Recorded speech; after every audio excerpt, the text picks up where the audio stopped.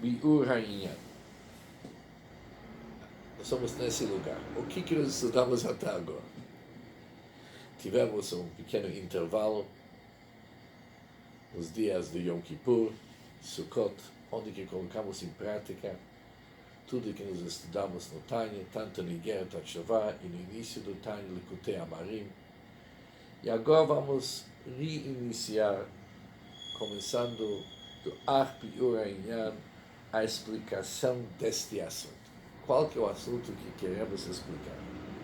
Até agora vimos que nosso conhecimento sobre os conceitos Sadik e Benoni, uma pessoa chamada Sadik, uma pessoa justa, uma pessoa Benoni intermediária, percebemos que o nosso conhecimento sobre esse assunto é muito pobre.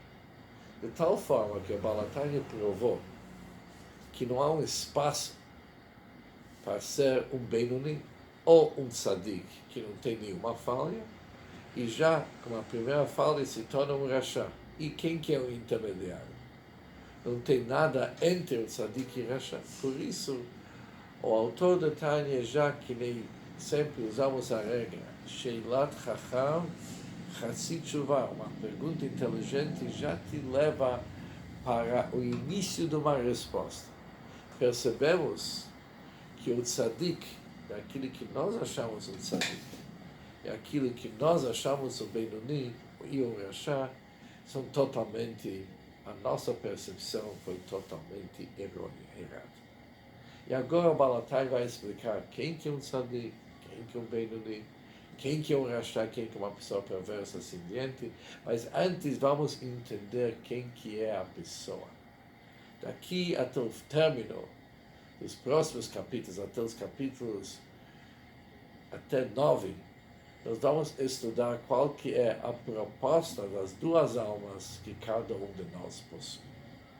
E depois vamos entender melhor quem é a pessoa e qual que é a briga que acontece, a disputa que acontece dentro dele e como que se vence essa briga. Isso começa a partir dessas palavras, é página 47, e página, quase no término da página. Diz o autor o seguinte: para melhor entender esse assunto. E qual que é o assunto? Quais que são os níveis do Tzadik e de Benoni? Uma pessoa justa e uma pessoa Benoni intermediária. E também vamos ver as várias gradações dentro de suas fileiras. Ou seja, no próprio Tzadik existem várias categorias. E no próprio Benoni também existem vários tipos de Benoni, para poder classificar bem e realmente entender os níveis do Tzadikim, os níveis do Benoni, e o que realmente diferencia entre o Tzadik e o Benoni. Antes devemos introduzir um conceito de Reb Chaim Vital. Reb Chaim Vital foi o aluno preferido do conhecido Arizal, Reb Yitzchak Luria, quem que praticamente escreveu todo aquilo que nós temos do Arizal, é escrito pelo Reb Chaim Vital e seu filho Reb Shmuel Vital. E ele escreveu um livro, um sefer, chamado Shar HaKdusha. E também o mesmo assunto está escrito na Eitz Chaim, Portal 50, capítulo 2. Diz Reb Chaim Vital o seguinte: que para cada judeu, para cada um de nós, Echad Tzadik e Echad Rasha, tanto faz se ele é um Tzadik, se ele é uma pessoa justa, ou se ele é uma pessoa perversa, tanto faz quem que é a pessoa. Yeshtei Neshamot, ele possui duas almas.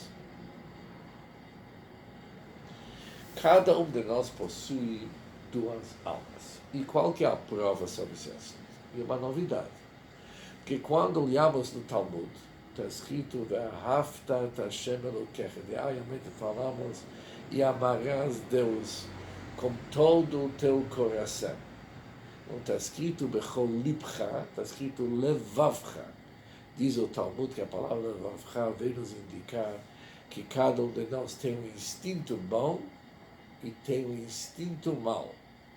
Ou seja, Isso que nós temos, um instinto bom, um instinto mau, não precisava, ninguém precisa de prova. Cada um de nós pode sentir isso aqui diariamente. Mas aqui o Balatari não está tratando de instintos, ele está tratando que cada um de nós possui duas almas. Com o tempo, vamos entender melhor a diferença entre instintos e almas. Mas isso é cedo ainda para explicar, mas a diferença é enorme. Por enquanto, vamos entender as palavras. Cada um de nós possui duas almas. E a prova é, conforme diz o versículo, o Neshamot ani asiti. E Neshamot e almas que eu fiz, diz Deus. Eu fiz almas em plural.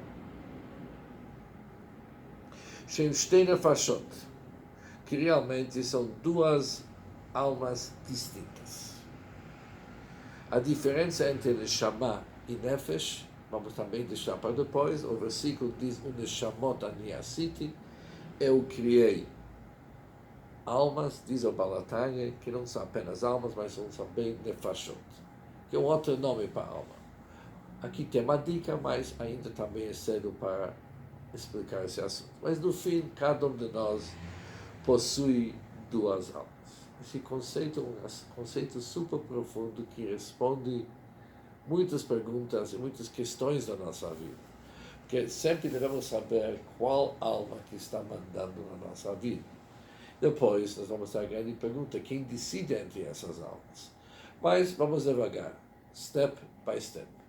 Aqui diz o autor do Tânia que cada um de nós, independente se ele é um tzadik, uma pessoa justa, ou se ele é um rachá, uma pessoa perversa, ele possui duas almas.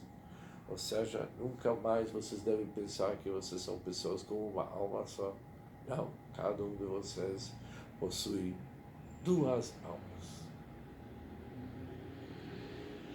Agora, o que é a proposta de cada alma? Que aqui devemos entender bem. Em nosso mundo, o mundo material, físico, 1 e 2 representam dois objetos distintos, por exemplo. Temos na nossa frente vários livros. Poderia ser um livro, temos dois livros. Então, onde que nós sabemos que são dois e não só um? Porque cada um ocupa um espaço diferente. Agora, se nós vamos falar de um assunto que não ocupa espaço, mas ocupa tempo. Um era ontem, outro vai ser amanhã, sabemos que são duas. Mas algo que não tem tempo, não possui tempo, também não possui espaço. O que torna eles dois e não um? Porque cada um tem características diferentes do que o outro, são diferentes. Se eles iam ser 100% iguais, sem tempo e espaço, não tem como chegar a uma conclusão que são mais do que um. Por isso, sobre cada assunto espiritual, o número 1 ou 2 ou mais representa uma ideia diferente, que tem uma definição diferente, distinta e diferente do que é o próximo. Por isso não é mais um. Quando se trata sobre almas, não é apenas uma alma que cada um de nós possui, são duas almas, ou seja, cada um tem características diferentes e uma proposta diferente. Isso é mais importante para nós, é a proposta que cada alma representa e cada alma está querendo vender a sua mercadoria para nós. Nós somos o freguês-alvo para a alma se manifestar através de nós e ocupar todo o nosso espaço. Cada alma tem a sua ideia. Agora vamos ver o que são essas ideias, o que cada alma representa. Nefesh Achat, a primeira alma. Suas origens são da Klipa e Sitraach. São palavras que merecem um pouco de atenção, porque nós vamos encontrar muito delas no Tânia.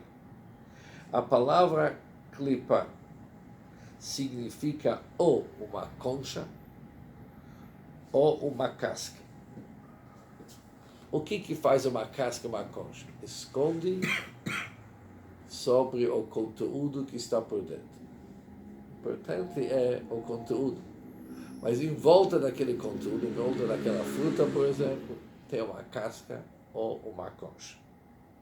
Assim também, Deus criou em nosso mundo forças e energias que eles escondem e ocultam a força vital divina que se encontra em toda a criação de Deus. Na realidade, a criação de Deus, o nosso mundo, tudo que existe no nosso mundo, é uma revelação de Deus. Mas nós não enxergamos isso tão fácil. Porque tem algo que esconde sobre a divindade que se encontra no nosso mundo.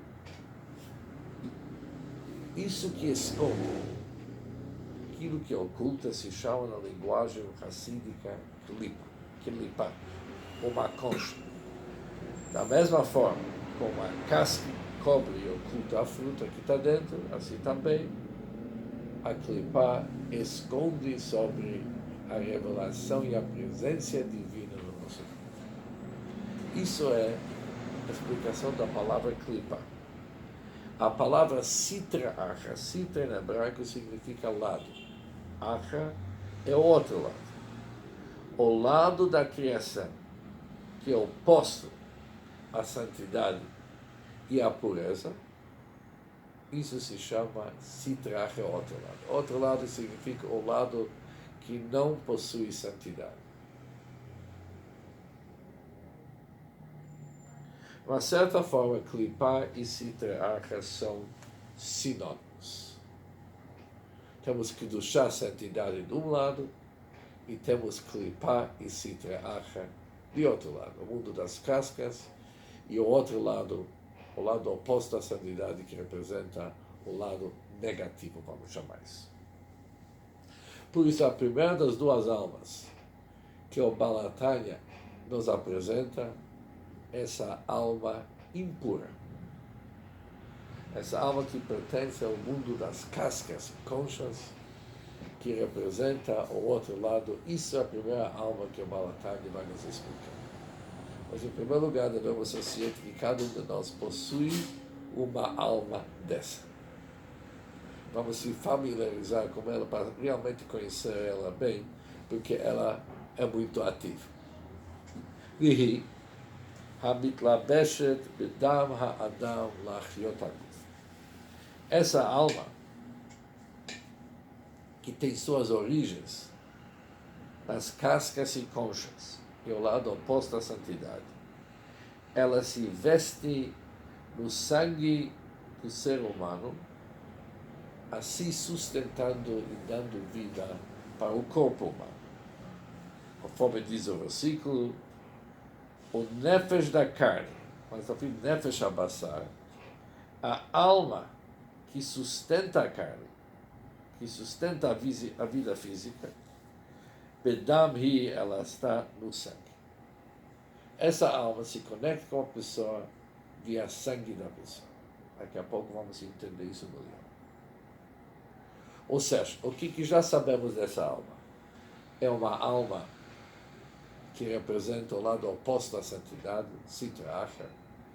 Ela é uma klipa, uma concha, ela é uma casca, ela encobre sobre a divindade e ela se manifesta na pessoa através do sangue da pessoa e ela é responsável para sustentar a pessoa, para energizar a pessoa, sustentar e vitalizar a pessoa, para dar vida para ela.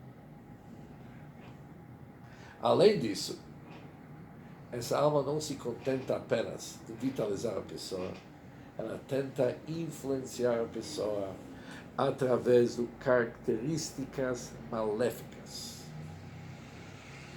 E essas características maléficas, eles são derivados dos 4 maus elementos dentro dela. Isso significa o seguinte: tudo que Deus criou é composto de 4 elementos. Quais que são os 4? Fogo, ar, água e terra. A mistura entre elas e a harmonia, ou a falta de harmonia dentro delas, é o que realmente está diferenciando entre tudo que existe no nosso mundo. Mas em cada criatura que nós temos esses 4 elementos. Se isso é verdade, diz o autor do Tânia, sobre assuntos materiais e objetos materiais do nosso mundo, é verdade também sobre assuntos espirituais, que eles também são compostos de 4 elementos básicos. Esses 4 elementos básicos, que são fogo, ar, água e terra, também se encontram espiritualmente. Obviamente, um fogo espiritual, ar espiritual, assim diante. Por isso, continua o autor do Tânia, nos diz o seguinte, que já que a alma animal também possui 4 elementos. Dessas 4 elementos vão se tornar a origem de todas as características maléficas e ruins que se encontram dentro das pessoas. Eles vêm dos 4 elementos da alma animal. Dahainu. Isso é para dizer, por exemplo, Kaas vegava. Kaas significa o seguinte: cólera, uma pessoa que se irrita rápido. Ele logo se irrita. E quando ele se irrita mesmo. Ele fica pecado. Depois tem pessoas que sofrem do gava é orgulho. Esses sentimentos, essas características, de onde que eles vêm? Eles vêm da base do fogo, que faz parte da alma animal. Por quê? Porque é justo o fogo. Kas e Gavá, Nigbala Mala. São todo o sentimento de subir e subir para cima. Por quê? Quem fica becas? Quem fica irritado fácil? Uma pessoa que acha que ele é o máximo, e já que não obedeceu a sua palavra, ou não entendeu ele tão rápido que ele quis, ele logo se irrita. Como que uma pessoa pode não aceitar a minha opinião? Como que você pode ser? Eu falei, vocês não me escutaram. Alguém que ouviu, tudo bem, você falou, tá bom. Mas, apesar que você falou, mas as pessoas não gostaram daquilo que você fazia aí. Não, uma pessoa que sofre de orgulho, logo ele entra no caso. Gavá, o que é o Gavá orgulho? Orgulho é uma pessoa que ele se eleva sempre para cima, ele acha que ele é o máximo. Por isso ele é mais do que todo mundo, ele é acima de todo mundo. Por isso esses sentimentos é de uma pessoa que se considera superior aos outros. Isso nos lembra do fogo. Se uma pessoa não fosse orgulhosa, ele não se irritaria quando alguém lhe contestar. Tudo isso aqui mostra que ele sofre desse elemento fogo da alma animal. Depois tem outros problemas. Votatanugim, o apetite por prazeres. Tem pessoas que prazer para eles é um assunto muito importante na vida. O tempo inteiro eles são uma busca de prazeres. Eles têm que viver uma vida prazerosa. Mas que tipo de prazer? Não é prazer isso da Hassidut. Aqui está se falando de prazer que a pessoa sofre de desejos exagerados nos assuntos do nosso mundo. Isso vem do elemento chamado água, já que a água promove o crescimento de todos os tipos de coisas agradáveis. Em volta da água tem muito prazer. Ou seja, dá para ver que a água tem a habilidade de fazer as coisas crescer, coisas agradáveis. Ou seja, isso mostra que dentro da água tem o elemento do prazer. Assim, o apetite pelo prazer, A base é elemento da água. Continua Balatani e diz o seguinte: Holelut. Holelut é frivolidade, Leitzanut é zombaria, Hitparut é ostentação.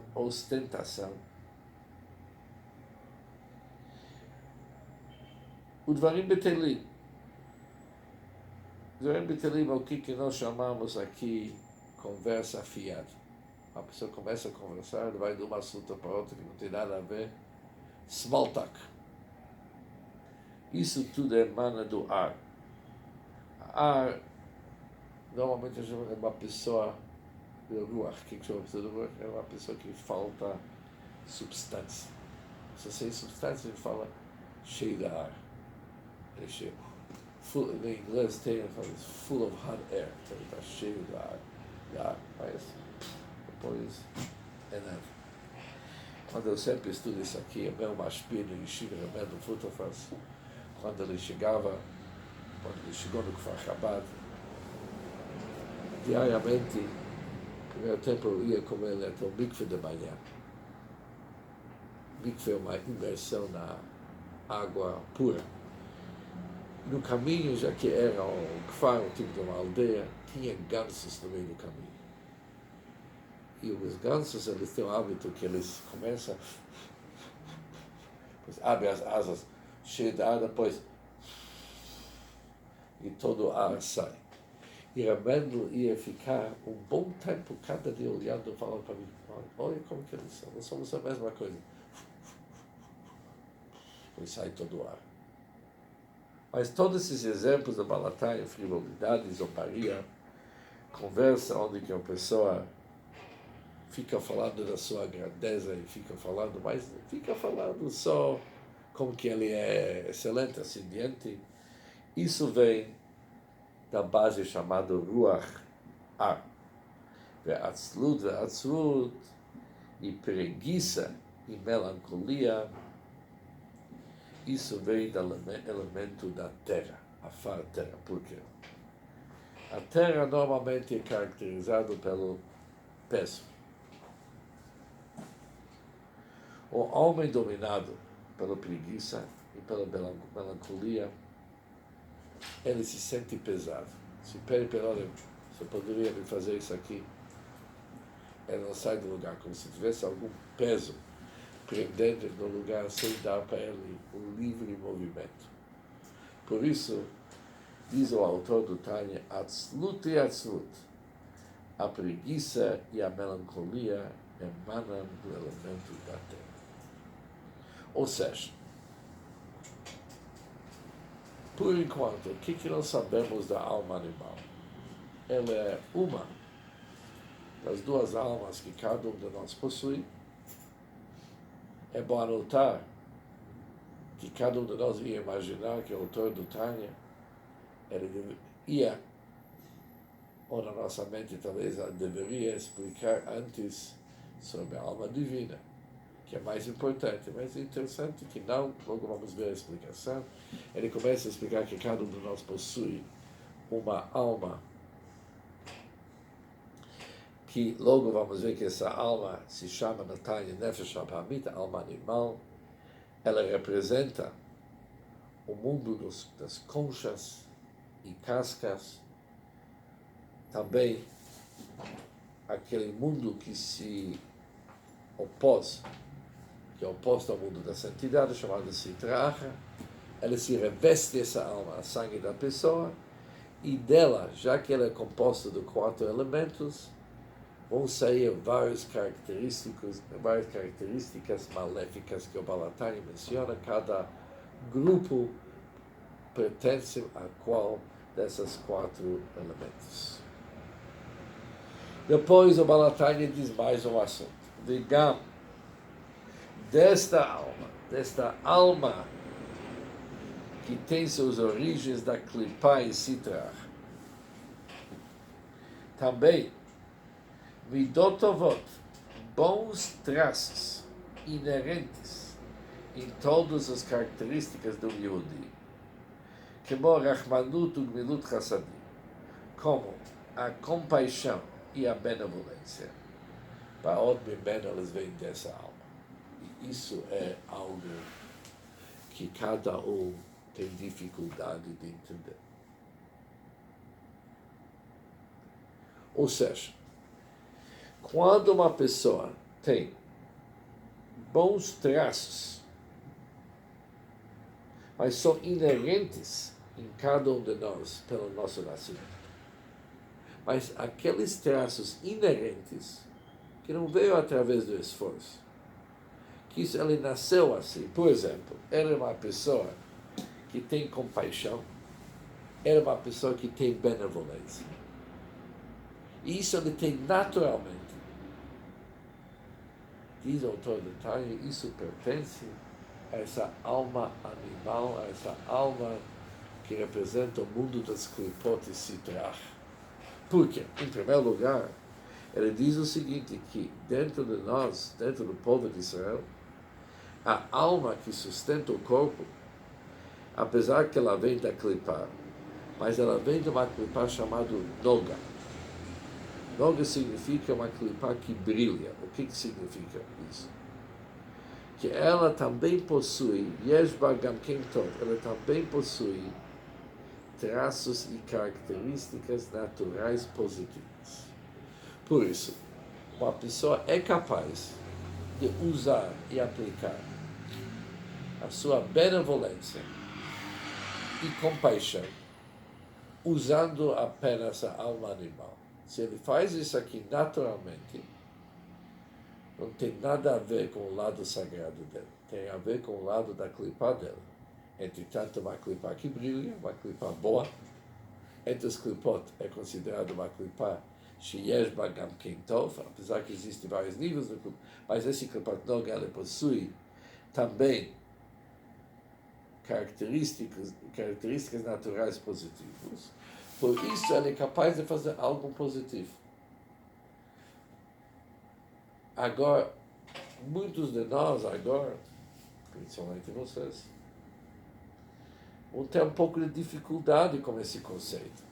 Será que uma pessoa que passa, ele vê uma pessoa necessitada, e ele não aguenta para ver uma pessoa assim?